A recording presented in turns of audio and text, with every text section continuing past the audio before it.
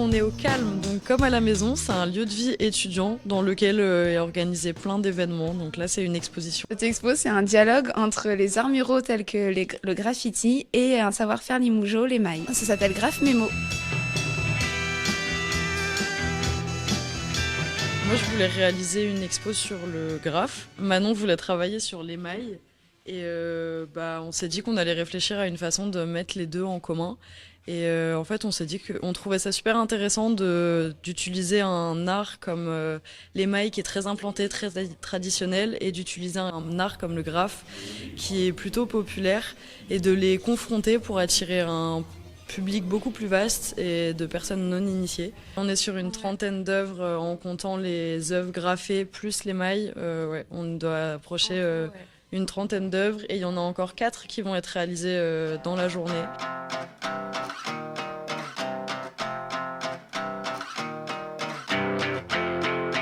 Au début, donc notre idée était bancale, on va dire. Mais en fait, il y a eu beaucoup d'enthousiasme du côté des professionnels. On a eu beaucoup de retours, beaucoup d'idées, de propositions, d'ajouts. Et en fait, ça a nourri l'exposition petit à petit.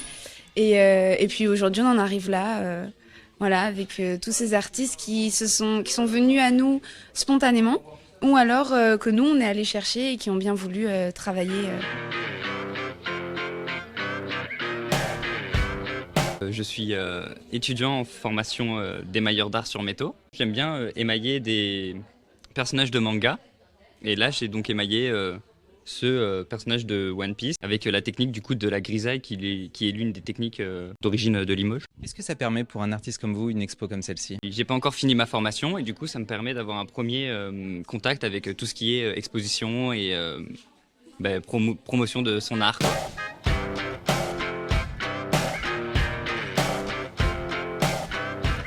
C'est assez innovant comme exposition, c'est hyper intéressant. Je trouve ça très important que ça soit justement des étudiants qui organisent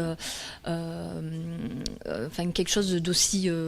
c'est hors du commun, il n'y a pas tout le monde qui a envie justement de mettre déjà les deux en valeur et les uns par rapport aux autres.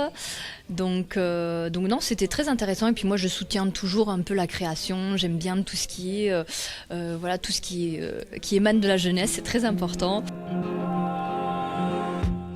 Cocotte, donc réalisée par Sophie Trogneux et Lia Page, donc 2 étudiantes du CAP d'émailleur d'art sur métaux.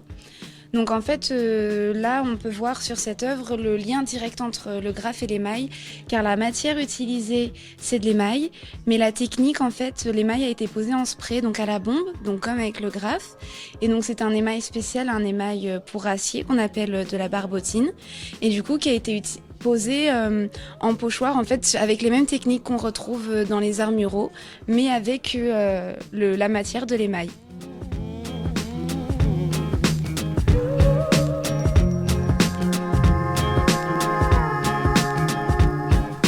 À partir de lundi, l'exposition est déplacée à Leclerc, dans la galerie commerciale, devant l'espace culturel, pour une durée de 2 semaines, donc jusqu'au 2 avril.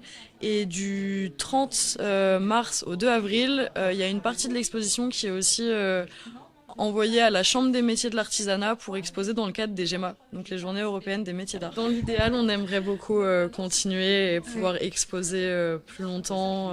Avec d'autres œuvres faites, plus d'œuvres spécialement réalisées pour le concept, l'exposition, tout ça.